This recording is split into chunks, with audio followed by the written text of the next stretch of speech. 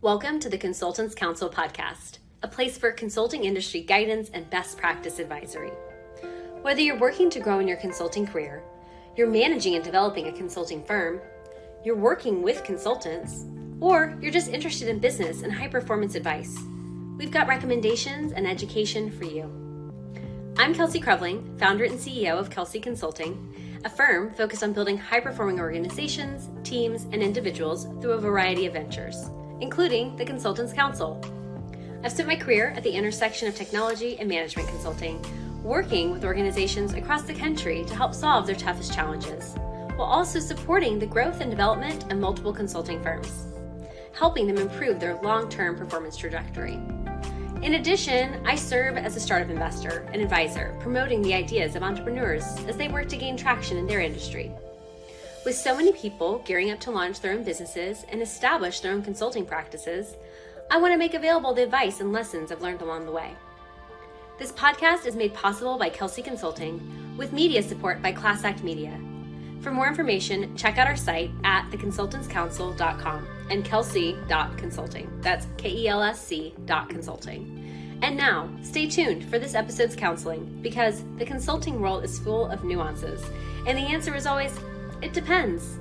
What's possible? Do more. Hey there, I'm Kelsey Creveling with the Consultants Counsel, and today I'm so excited. I'm joined by Nick Lemon, canine dog trainer, and also my business partner in a recent new venture, Lemonaide Labradors. Super thrilled to talk with you about service animals and what it's like having one in the workplace, traveling with one as a consultant, and how if you work with somebody who has a service animal, how you can interact with them respectfully as well. So with that, let's dig in. So Nick, thanks so much for being here with me today, and obviously, I'm eternally grateful for what you've done for River. How'd you get into working with dogs? The good old-fashioned way, right? Through the military. So started right out of high school, and I got really fortunate. And then, just thinking about it, it really just amazes me being able to have the experiences at such a young age. Running around with dogs that are worth more than houses, essentially, once they're fully trained, that can find all these different explosives and narcotics and do all these cool things. So I had a lot of fun with that for 5 years in the Marine Corps, and then got out, and then decided to take a little break and do a little bit of college, try the real world, as they call it, and decided that the dogs were better than the real world. So we came back to reality, and that was the dog land. And worked for the feds for a few more years, doing the same thing with dogs, training them, mostly looking for explosives, and then ended up moving into more of the private sector of the dog world. And it's been phenomenal. Met a lot of cool people, especially out here in Houston, and just all the benefits and the feeling of happiness being around dogs. It's what keeps me going with everything, and I'm just really fortunate and happy to be here. Certainly. And we're pretty excited with what we're up to with Lemonaide. Yeah, absolutely. You want to talk about the inspiration for the name? Yeah, so Lemonaide Labradors, right? So I am Nick Lemon, right? So the name is inspired off of that, and I'm pretty excited to have that, be able to move forward, and all the things that we can do through it. And it's going to be a real exciting next couple of years as everything gets kicked off and we get launched into everything. Hopefully we'll be able to impact a lot of people and be able to spread some awareness and also get some people some help that they need. Yeah, we're definitely thrilled. So Nick is my co-founder along with his wife, Anna. Nick is our Chief Canine Officer, and Anna is our Chief Dog Wellbeing Officer. So right now, Anna is on puppy duty. We have 2 other black labs, Lake and Sea, in addition to River. They are 9 months or so right now, and absolutely gorgeous. They are Labrador royalty. So excited. for them. And when they're of age, they will be bred with River to be able to really meet our goals of transforming access to and awareness of the life-changing benefits service animals have to offer. So we're really thrilled to be able to bring their benefits to a larger group of people and to help those just even that want to know and learn more along the way get involved. So stay tuned if you're interested. You can join that mailing list and be kept apprised of all the dog related news and updates. But now we'll dig into the real world, as you said, side of things of having a service dog in the workplace and traveling with them. All right, so service dogs. So for those of you who've seen other Consultants Counsel videos, you may have seen River making cameo appearances. River is my service dog. About a year ago, became necessary for me to obtain a service animal support, and rather than going and sourcing another dog specifically because of River's innate skill set and his lifelong companionship with me already, it was a better fit to have him trained himself to provide that level of support. And for that, I actually worked with Nick here because of his background and experience to get River ready for his new job. So for those of you that don't know, there's a ton of things that service animals actually can be trained to support. Everything from physical mobility support to supporting people with PTSD, providing diabetes alert, providing safety and security for people who have gone through attacks and assaults. There's just a number of things that they can be trained in, and as a result, there's a lot of different reasons why someone might look to obtain their support and assistance. Now, it is definitely something that if you are sensing it would be beneficial for you, that's a conversation to have with your primary care provider. They can discuss those options with you, and then they can write you effectively a prescription for the obtainment of a service animal. Now, one of the challenges though is that service animals are hard to obtain. I mean, you've seen this, that's what we set out to start Lemonaide Labradors, is there are a number of people that require their support, but finding it and finding animals that are well suited for that, for rendering that support, is a challenge. So definitely something where you can explore and research, but we want to kind of be able to answer some of those top of mind questions. So Nick, if somebody wanted and felt like they needed a service animal and they had that conversation with their provider, Sure. what are the best ways for them to identify that type of support? Yeah, absolutely, great question. So depending on what they have identified from their physician, you might need a dog that might need you to help you assist around mobility-wise. It could be as simple as just getting up out of bed, maybe moving around the house, getting some household chores done, and a dog can help in any of that regard. It could be as complicated as doing an international travel to where that dog's with you from step one all the way to the end. And what that really takes from a dog perspective is a dog that is capable, that is very willing and confident in everything that they go and do. And how would somebody then go and find that dog?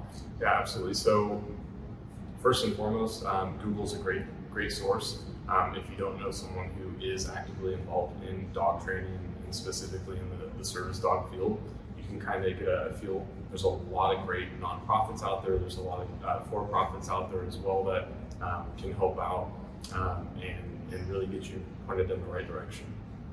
And can you, if you already have a dog, like I already had River, what were the qualifications that River exhibited that made him well suited for his training? Yeah, absolutely. So it's really going to depend on what type of need someone has. So for someone that has a more complicated issue, say mobility one tends to be one of the biggest issues in general, is that dog going to be suitable to go around your everyday life? Can they stay focused? Can they be confident in certain situations?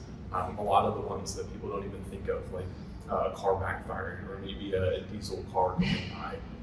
A lot of these noises and stimulus can really set off a dog. And so what you really need to do is have a good level of training for that, to make sure that that dog is going to be capable of actually moving around the world with you. Okay. Now, in terms of training an animal and making sure that it is trained, are there formal certifications that a service dog needs to adhere to and be confirmed by, or are there other ways to go about having a dog trained and ready for service? Yeah, great question. So as of right now, there's no legal verbiage whatsoever for service dogs, and I think that leaves a huge gray area. Just for example, and anytime that I'm taking my dogs out, I can't tell you how many times I've been stopped by an employee at a store and has approached me in a way that is not allowed federally. Right, you're essentially picking on someone with a disability. I know people don't see it that way because it doesn't have an exposure that way. But unfortunately, there is nothing in place at the moment. The best thing that you can do is go to someone who is reputable, someone who is going to be there from start to finish, who is going to be able to assist you with everything. There are a lot of third-party websites out there and small certification bodies that can give you some form of identification to make yourself a little bit better known if you are approached in that public situation. But ultimately, we do need to bring more awareness. That way, those situations just don't occur, period. Right. Well, and that's something that we're really looking to change with our venture Lemonaide Labradors. So because of my need for River and finding out that it's really hard for people to obtain the support that they need, that there is so much grayness, if you will, in the realm of service dogs. There's a lot of people that just go buy a vest on Amazon and put it on their dog and try and act like they're passing them off as having training to support their disability. And that there is not really great overarching regulations and rules that support their education and their confirmation of their skills. That's something that with Lemonaide Labradors, we're looking to transform the awareness of the life-changing benefits that service animals offer. But as a result of that also includes lobbying for legislation and changing people's awareness and understanding of what it means. Because for people who require the support and care of an especially trained service animal, having then someone with a pet that is wearing a vest that doesn't know how to behave appropriately in public spaces can actually be very dangerous. And so that's just really something that we would like to see change, because the life-saving and changing benefits that they render are incredible, and it's a detriment when they're not able to render the full capacity of their skills and when people don't understand how to interact with them. So that's my soapbox for sure. Absolutely, 100%. All right. So if you are someone who has a requirement for a service animal, and I'm somebody who I don't like the word disability, I certainly find it to be disempowering, and for me it feels very negative. I choose to see it as River makes me more able, so means pro-ability, but that is a personal preference.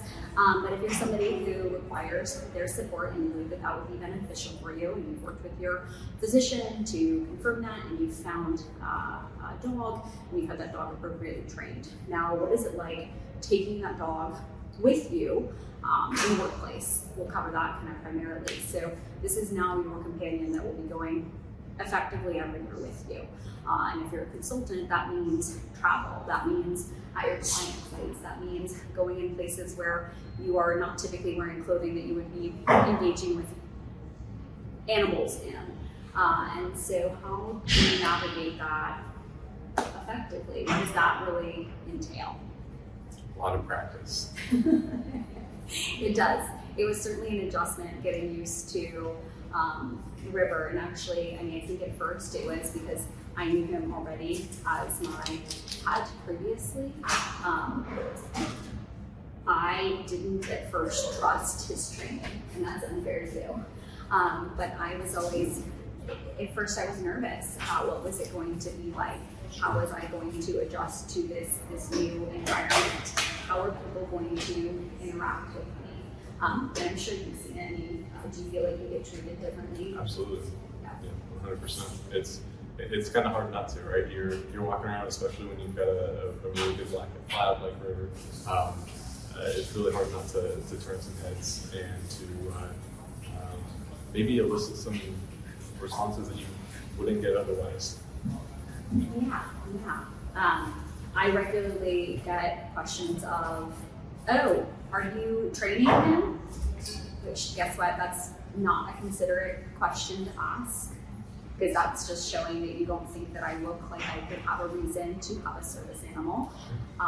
But actually there's a lot of reasons, as we articulated, that are not visible, that actually can certainly necessitate the use and support of an animal. 100%. So while that might seem like a considerate question, it's not. I think basically the general rule of thumb really is no questions at all. Engage with the handler, aka the person who needs the animal. Talk with them, engage with them. You can ask them their dog's name. You can ask them how old their dog is. Sure. What are some questions that people should never ask?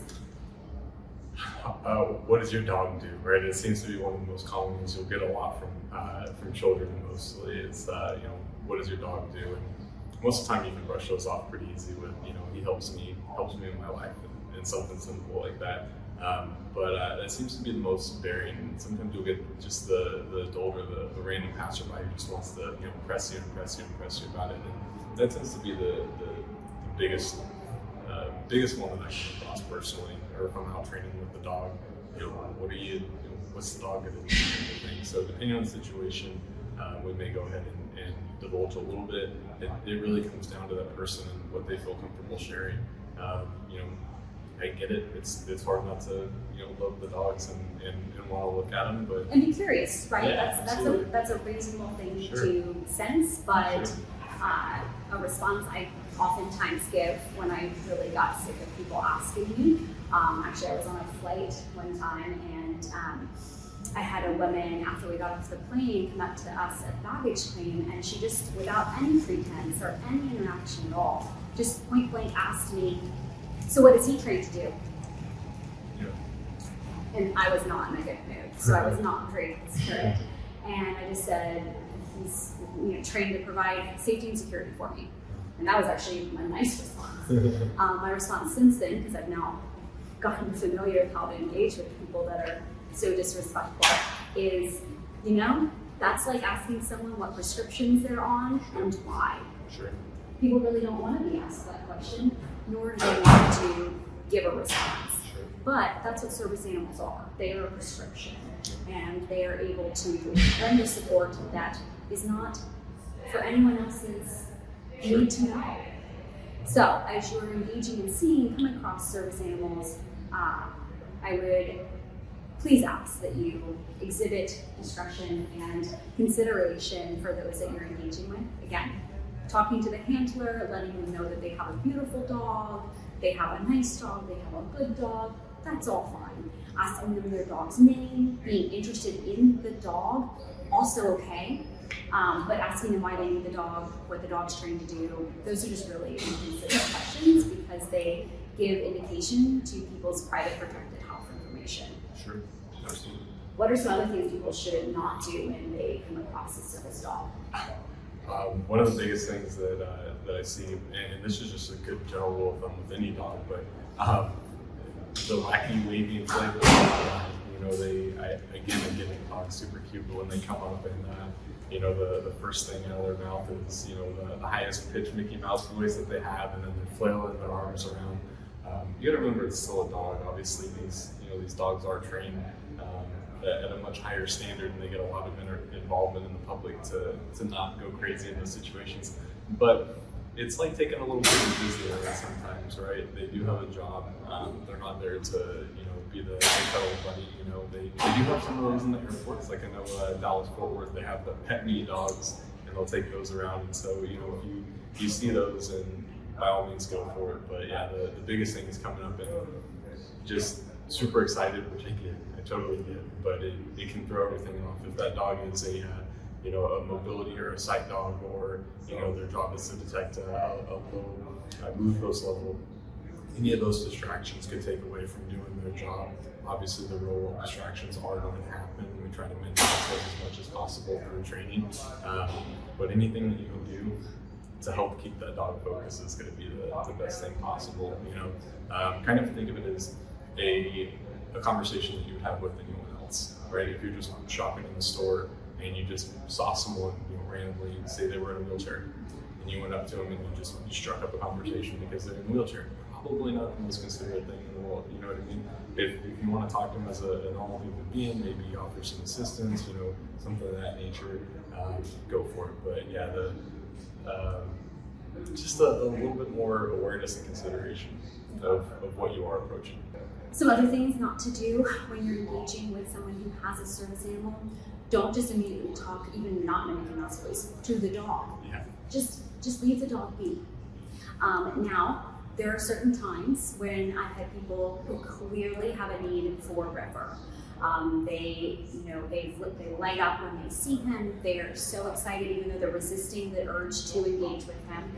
And they may have something going on in their life that's pulling them that way. River actually is trained with a specific command that lets him know, I love this one, and it's go make friends. And when he hears that, he knows he's allowed to go engage with somebody else. He has permission to engage with them. And then he has another command that's back to work. And then he comes right back into being focused. And that's a way that when you're dealing with people who clearly are respectful, clearly are engaging, who clearly have a need to say hi to him, you can allow it in a really respectful, meaningful way. And that's something where people will ask, okay, I see that he has do not pet, I totally get that. But if they're a friend of mine or they're someone that I interact with regularly, I don't want to take him away from one of his greatest joys, which is engaging with other people either. So that's just, in general, be considerate, be respectful, if you don't know what to say, don't say anything. And if you do, then just be respectful and talk with the handler. It's really pretty simple. I know it's really hard though, because they're so cute and people love dogs, and generally the dogs that are working are, in my opinion, the best ones, right? Because they're just awesome. Hardworking dogs. Mm-hmm. And so it's tough to ignore them, but let them focus, let them do their job, and then let their handler have the respect of not having to feel completely out of sorts, if you will, or an anomaly for their use and possession of one. 100%. All right, so if you're dealing with travel, with a service animal, how does that change what you need to be ready for? It's a big adjustment. Absolutely. So first and foremost, make sure that you're familiar with the airline that you're flying with and what their service animal policy is. It's going to help you save a lot of time and money. In my experience, most of them don't know what their own policy is for flying with a service animal. So if you're prepared, then you don't have to worry about any of the nightmare situations that could happen.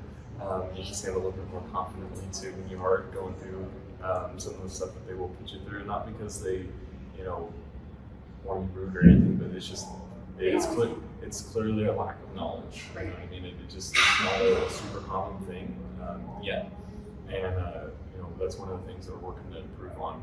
But first and foremost, once you know their policy, it's really coming down to how long of a trip are you doing, what are the essentials that you're going to need. If you're on a frozen food diet, what is the transition food going to be? Do you have that on hand? You might have to take an extra luggage. You might have extra dog gear. Forget carry-on travel. That's just not a thing anymore. Yeah, unless all you're doing is packing for the dog, right? I think I can get away with that. I don't know if you can get away with that. Yeah, we have to check the luggage now. Absolutely. So, you've got the luggage consideration, you've got the food situation, what is your vet situation once you get to the location that you're going to? Do you know who could be a primary place to go in the event that something does happen, and that's at each spot that you go to? What if you have a layover on the way? So you need to be prepared with that information as well. As well as, when you are traveling through those airports, where are the potty relief stations? Do they have any? If they don't in that airport. They don't have enough is the answer. Yeah, the big ones, most of them are For the most part, they're pretty good, but They're just far away. They're only in like 1, maybe 2 terminals. So then if you're landing, for example, in Houston, and you're landing at B and you're at C, it's you're a having big to move transport. first time. Yeah, absolutely. So that comes into the next point, is, you know, are you getting there early enough to get through security, to get all your extra checked baggage through? Any of the extra considerations that could happen when you're going through TSA, having to, strip everything down, and they might put you off onto the side because maybe it's a crew that hasn't dealt with this a whole lot, so they're trying to figure out, what's the procedure to handle everything to get you through just security. So time is a big constraint as well, so making sure that you leave yourself more than enough time, at least till you get the hang of it, have a couple of trips, and then you have a pretty good feel for it if you have your home airport, for example. And then once you are traveling around the airport, is it a long travel day or is it a short travel day, right?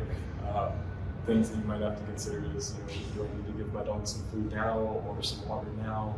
How much water, how much food? Because we don't want to be playing this bathroom game with them as well. So there's a lot more that goes into it just on the prep side before you even physically get there. Now you get to your destination and you've got the rental car. And so sometimes, again, this just comes with awareness of everything. You might have to go into this whole back and forth with the rental car company. It's my service dog. Traveling with more paperwork will help as well. Any doctor's notes, identifications, things like that will make things a lot smoother. And so you got that. Now you get to the hotel. Now you got to deal with it again, right? There's my service dog. Depending on the chains, I've noticed that the bigger chains typically have a little bit better awareness of what's going on. Typically, So my first flight actually with River coming out of Houston, we were all prepared to go, had River's form filled out. I called the airline ahead of time to let them know that he was going to be traveling with me, confirmed all of that with no issue, and we get through security just fine. We get to the gate, we board the plane, and as we're on the jet bridge, walking to our seats, the gate attendant comes running down the gateway and pulls us off the plane. Mortifying, right? Ma'am, you cannot have a dog on this flight. Meanwhile, he's clearly identified, he's had all of his paperwork. I even stopped at the gate when I went to get on the plane, let them know, hey, I have my service dog, do you need anything from me? No, you're all good. There was another gate attendant who had come to take over that flight, who was not aware, who was not paying attention. Sure. And so then I had to stand there while everyone else boarded the plane, and while she then went to go get a manager who was mortified that that was how they treated the situation, and immediately ushered me back onto the plane. Had all of my documentation, had my physician's note, but this woman was unfortunately uneducated on what the proper protocols were for allowance onto the flight with my service animal. And so that's just, it's really tough. That was my first flight with him. And so I was adjusting up and all of it too. And so just kind of stood there waiting patiently, thinking, oh my goodness, well, no, we're not going to have any. It's awkward and embarrassing too. It's not ideal. So the more that organizations and people are well educated on how to handle the situation, makes it all a lot better. Another example, recently we were just traveling to Dallas, and our hotel, he's clearly, indicating his job with his vest. The hotel never said anything to me about it, but then afterwards I checked my bill because it's really high, and they charged me a $150 pet fee, which they're not legally allowed to do. Right. And so they never asked, is this a service dog? Never made any discussion around that, but they had issued that fees and they followed them and popped them. So those are some things that just, unfortunately, you will likely experience. And so, I think to your point is having all of your documentation in order and being prepared with just respectful responses of how you move forward. I was accosted at a restaurant one time by someone who was a hostess and just was not aware and wouldn't let me into the restaurant, wouldn't let me order at the counter. Oh, ma'am, we can have you seat over there and we'll give you table service instead. No, I'll order at the counter, but everyone house. Well, that's not comfortable for the rest of our guests. Well, that Sorry. respectfully does not matter. That's against the law. And so, of course, when the manager comes over, he's horribly sorry. But it's just, those are the kind of things that are incredibly embarrassing for people who have service animals, that if we can help eliminate some of that strife, make a big difference. Agreed. Absolutely. All right, so we talked about traveling and like how to actually navigate through an airport. I've definitely had times where TSA, like to your point, like they have different requirements depending upon the airport, depending on the staff, where they're fine with him wearing all of his gear through the metal detectors and they just pat him down. I've had other times where they want to be fully stripped, take all the stuff off, and then walk through. So that's certainly something that he's trained to be able to do. I mean, River went on test flights with Nick before he ever started working with me. But those are things just to prepare yourself for, and to your point, giving yourself enough time really just makes a huge difference. It's the crucial step, I think, in all of it. It is, and also direct flights. Yeah, if you, It just, whenever you can. I mean, that is just, it really becomes a necessity. Also, the time of day that you choose to fly is really helpful too, because early morning flights typically are a little bit tougher to get up and out the door for when you have a service dog, because you need to be able to make sure that you're giving enough time in the morning to work them out and to make sure that they're ready to be able to work and engage. And when you're taking a 5 a.m. flight, that's a much harder thing to do. sure. Also, end of day flights, those are the ones that are most often delayed.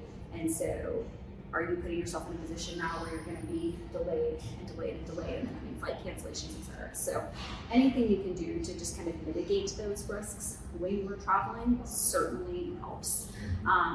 Also, depending on the size of your service dog, flying first class with us is now a necessity. It used to be a luxury.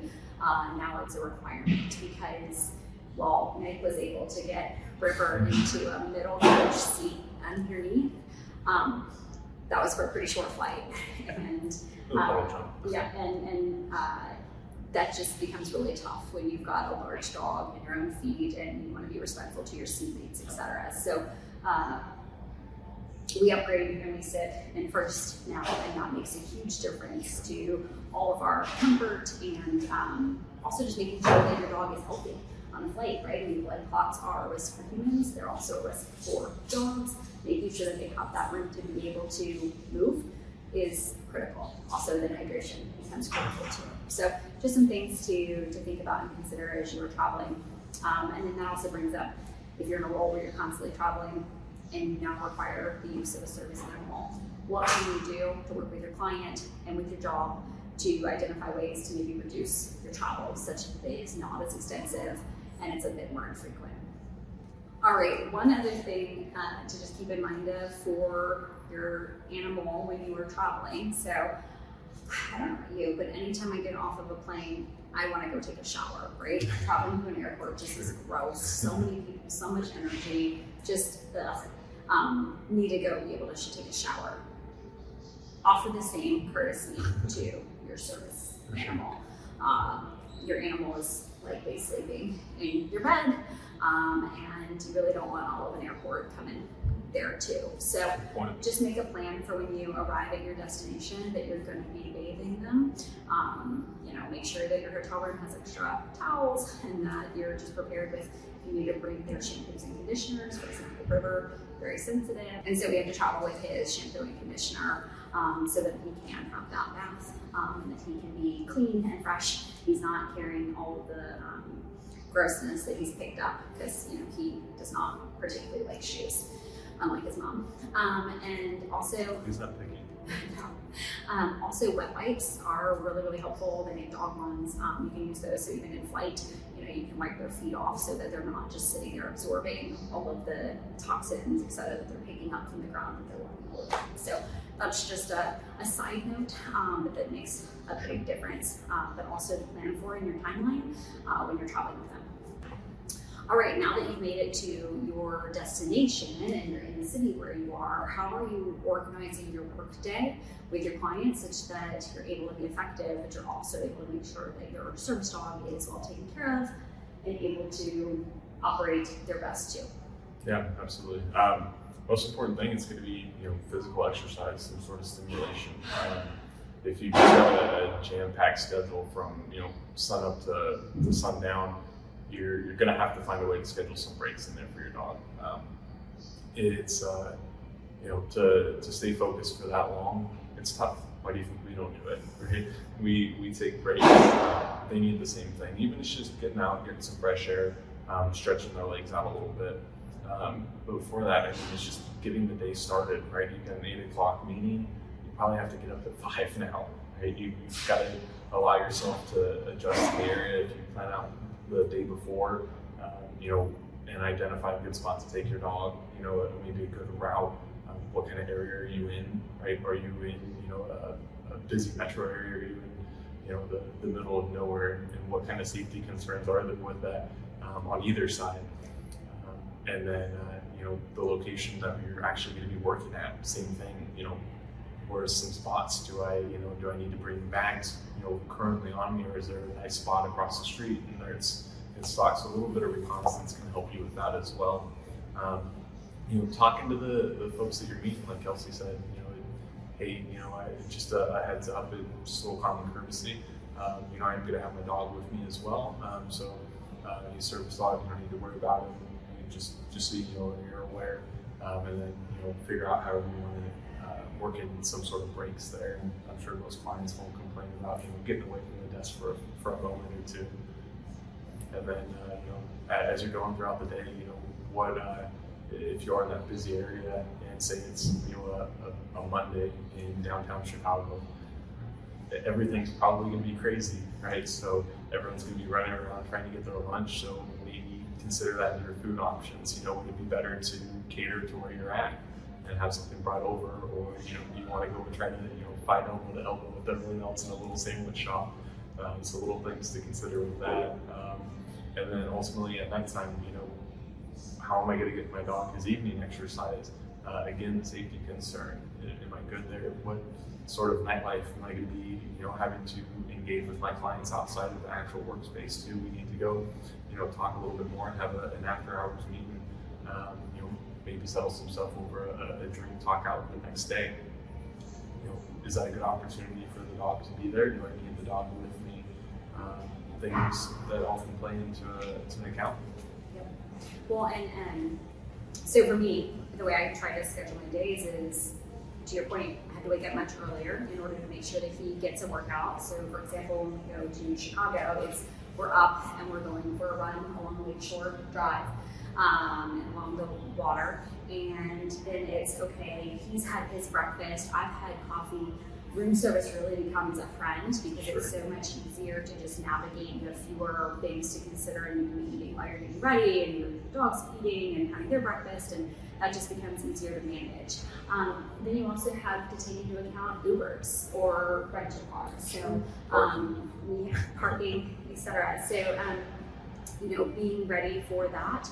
I've had Uber drivers who don't know the rules and are, like, oh, I can't drive you. I was like, no, you can. And so then that's fun too, because you're like, well, I don't really want to be in a car with somebody who's so confrontational and inconsiderate. So these are all things to take into account. And then definitely, I used to be very scheduled when I would travel. It would be, first thing breakfast meetings with clients into full days of work sessions with a lunch, with a full afternoon, with then you're going to a dinner, and there's no downtime. I can't keep that pace anymore. It's not healthy for me, just period. But also it's certainly not healthy or feasible for River. And I think, while it is, one could see it as an inconvenience, those benefits and support that he renders are so worth the change in my schedule. Sure. And they just promote a much healthier way of life that I really think everyone should consider. How can we treat ourselves a little bit better, build in breaks, build in that time to rest and recover. So, and I've had clients where, we want to go to, a bar, or we're going somewhere for dinner, and it's, okay, I need to think through, I'll do the research ahead of time, where are we going, and is that a restaurant that actually is going to have space For example, I've got clients in New York. Well, New York restaurants aren't typically known for being spacious. Not a lot of room in those. No, there's not. A lot of the hotels, I'll research, okay, this hotel is close to green space or it's close to, the Bowery Park City or things like that, where they have room where I can have them be out and about versus, trapped. Also, for example, public transportation, subways and the L, those are things to navigate as well. And, for me, I generally just choose to take Ubers when possible, just because navigating all of that becomes a challenge. Also, while he is trained to take escalators, he doesn't like them. I don't like them either. And so you watch enough videos, they freak you out. Yeah, they freak you out. And while that might be fine when there's no traffic or not too many people, when you're in a space with a ton of people, that becomes just sensorily overwhelming. And so these just become things to be mindful of as you are traveling and navigating different cities that are not your home. Sure, yeah, absolutely. That's a good reason for the dog as well. Provide that level of comfort and be that base and that foundation as you are in a new place. Certainly. All right, so that's pretty much it. That's everything. We could talk about this all day long, but that's really, I think, all we have time for today. For sure. Thank you so much for hanging out with us today. And thank you all for your time. Hopefully this has been a helpful overview of what it's like to have a service dog, what it's like to travel with one and have one in the consulting professional world. And for those of you that don't have one but interact with one or come across one in your day-to-day life, hopefully this has provided a bit of understanding and education as well. So with that, thank you and have a wonderful rest of your day. And that's a wrap on this episode of the Consultants Counsel. Thank you so much for your interest and engagement. Let us know what you'd like to learn more about by writing in to info@theconsultantscouncil.com. Thanks to Kelsey Consulting for sponsoring this podcast and to Class Act Media for the media support. And with that, cheers and all my best. Have a great week. And remember, what's possible? Do more.